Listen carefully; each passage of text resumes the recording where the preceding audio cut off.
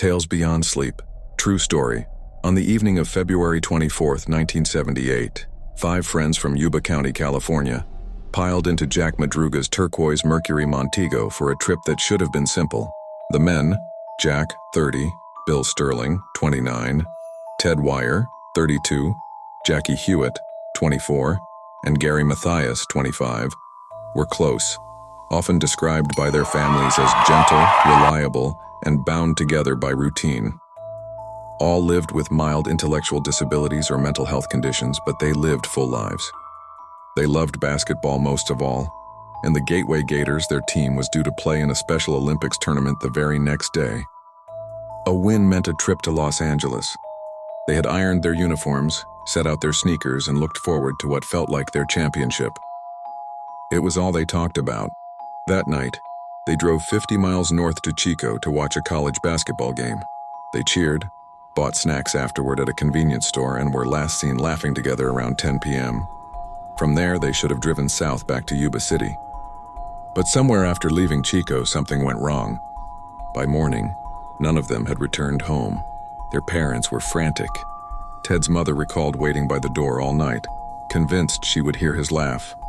Gary's stepfather called hospitals thinking he might have wandered, but there was nothing. 5 men in the car they drove had simply vanished. 2 days later, a Forest Service worker found the Mercury Montego abandoned on a remote mountain road in the Plumas National Forest, more than 70 miles from Chico, far off any logical route home. The car was stuck in a shallow snowbank, but not badly. 5 healthy men could easily have pushed it free. The keys were gone, but the vehicle started without issue. Inside were the snack wrappers from their late-night stop, Snickers, milk cartons, and pies, all uneaten. It was as though the men had stepped away expecting to return. What baffled investigators was how and why they had gone so far up that icy road. It was treacherous even for locals, yet Jack Madruga was careful, the sort who hated the cold and disliked driving at night.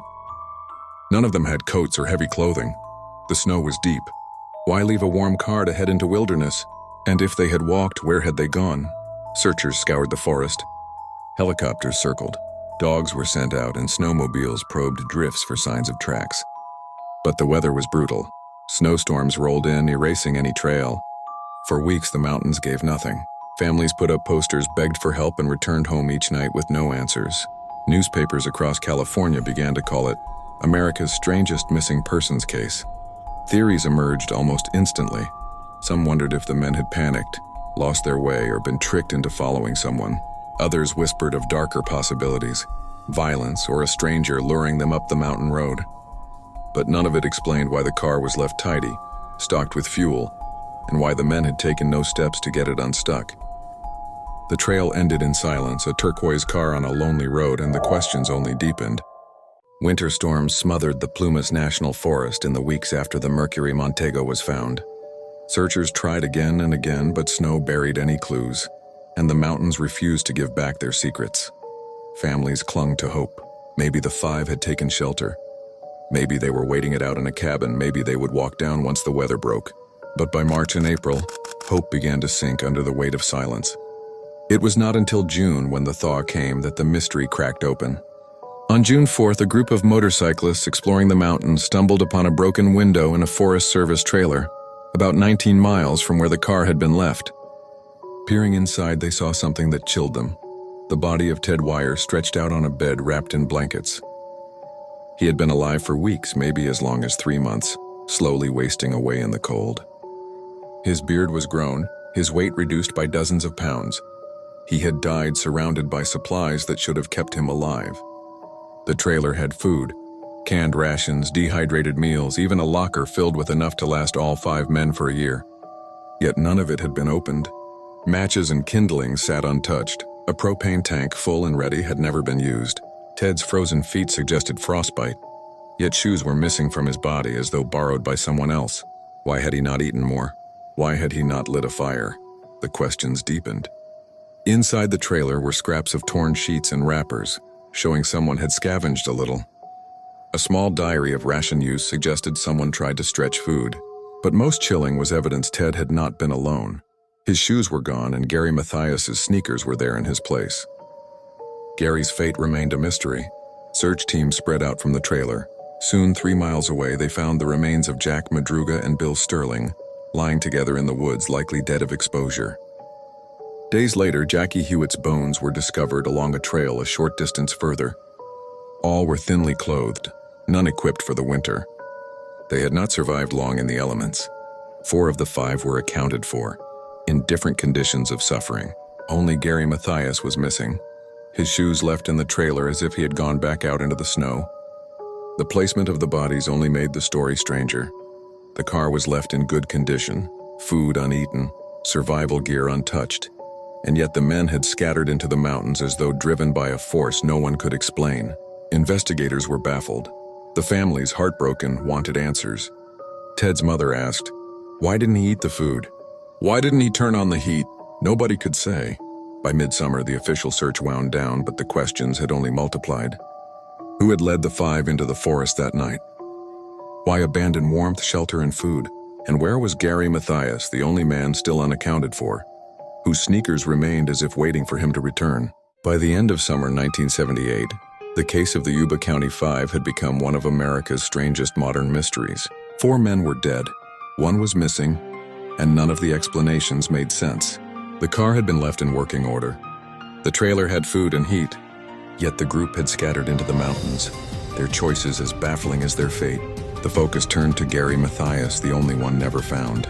Gary had served in the army but struggled afterward with schizophrenia, managed by medication. He lived with his parents, worked odd jobs, and his family insisted he had been stable for 2 years before the disappearance. His shoes in the trailer suggested he had been there alive, but his body was never recovered. Some believe he tried to hike out for help, but if so, why leave in the snow with no supplies? Others wonder if he played a role in leading the group astray. Without him, the story could not be completed. Investigators floated theories. The simplest was that the men took a wrong turn after Chico, drove up the mountain by mistake, and got stuck. From there, perhaps panic or confusion drove them to seek shelter, but their families rejected this. Jack Madruga, who drove, hated cold and wilderness roads. He would not have gone up there voluntarily. And why abandon the car so close to safety when they had fuel? Another theory held that Gary convinced them to head into the woods. His past illness made him an easy target for suspicion, but his family argued he had no reason to lead them so far, and besides, he too vanished. Then there was the trailer. Ted Wire had survived for weeks. Why hadn't he broken open the supplies? Some suggested the men's disabilities left them unsure if they were allowed to use government property. Others whispered they were too frightened, obeying rules they didn't fully understand. Yet Ted had clearly tried. Wrappers, makeshift bandages, signs of effort. Still, he starved surrounded by food. Foul play was considered. A witness claimed to have seen the men in a red pickup the night they vanished, miles from the route home. Could someone have lured them up the mountain, then left them to die? But no evidence of violence was found, and the account was never proven. Some families even believed the 5 had stumbled upon something they weren't meant to see, a drug deal in the forest or some hidden activity, and fled into the snow in fear. Again, there was no proof. Over time, the Yuba case earned a haunting nickname, America's Dyatlov Pass, in reference to the 9 Soviet hikers who died mysteriously in the Ural Mountains in 1959. Both involved groups of healthy people vanishing or dying in bizarre, illogical ways, surrounded by survival gear they never used. Both remain unsolved. Decades later, the Yuba County 5 remain frozen in mystery. 4 families buried their sons. One, the Mathias family, never even had that closure. Gary Mathias's fate is still unknown. Did he die in the mountains, his body lost to snow and time? Did he somehow walk out, vanish, and begin anew under another name? No answer has ever come. What remains are haunting images. A turquoise car abandoned in snow, a trailer stocked with food untouched, shoes traded in silence, toys and uniforms laid out for a game that would never be played. 5 friends set out for basketball, full of excitement and plans. Only questions came back. And like the Dyatlov hikers half a world away, the Yuba County 5 left behind not an explanation, but an echo, one that still waits in the mountains unanswered. Tales Beyond Sleep. The mystery never truly ends, and your support helps me keep uncovering these stories. Please like, follow, and subscribe. It really helps me out and lets me share more chilling tales with you. Thank you.